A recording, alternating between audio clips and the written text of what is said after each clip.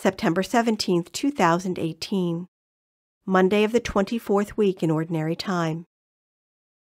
A reading from the first letter of St. Paul to the Corinthians.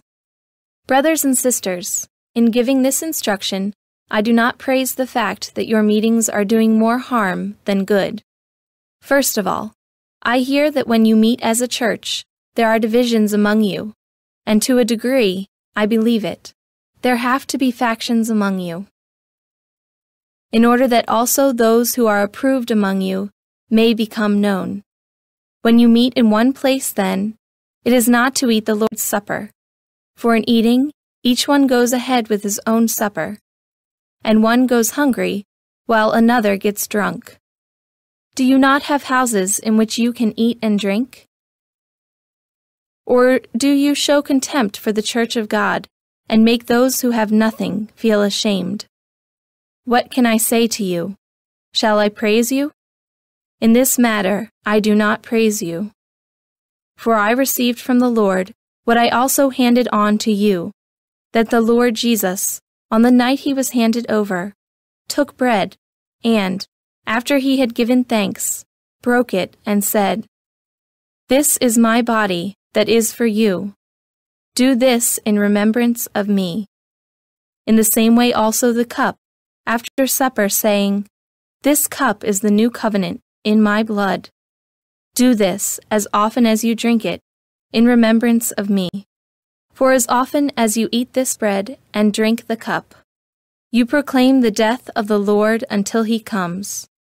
Therefore, my brothers and sisters, when you come together to eat, wait for one another." The word of the Lord. The responsorial psalm. The response is, "Proclaim the death of the Lord until he comes again." Sacrifice or oblation you wished not, but ears open to obedience you gave me.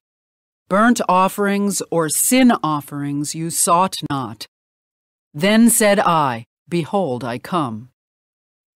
Proclaim the death of the Lord until he comes again. In the written scroll it is prescribed for me. To do your will, O my God, is my delight, and your law is within my heart. Proclaim the death of the Lord until he comes again. I announced your justice in the vast assembly. I did not restrain my lips, as you, O Lord, know. Proclaim the death of the Lord until he comes again. May all who seek you exult and be glad in you, and may those who love your salvation say ever, "The Lord be glorified." Proclaim the death of the Lord until he comes again.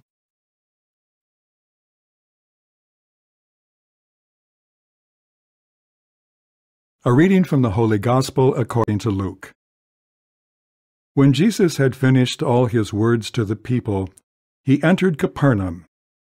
A centurion there had a slave who was ill and about to die, and he was valuable to him. When he heard about Jesus, he sent elders of the Jews to him, asking him to come and save the life of his slave.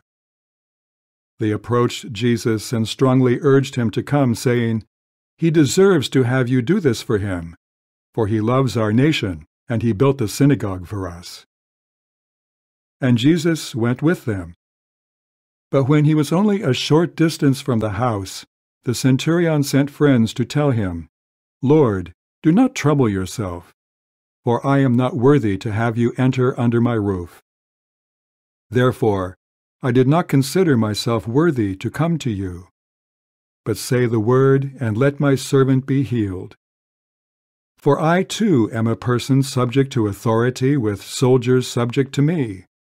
And I say to one, 'Go,' and he goes, and to another, 'Come here,' and he comes, and to my slave, 'Do this,' and he does it." When Jesus heard this, he was amazed at him, and turning said to the crowd following him, "I tell you, not even in Israel have I found such faith." When the messengers returned to the house, they found the slave in good health. The Gospel of the Lord.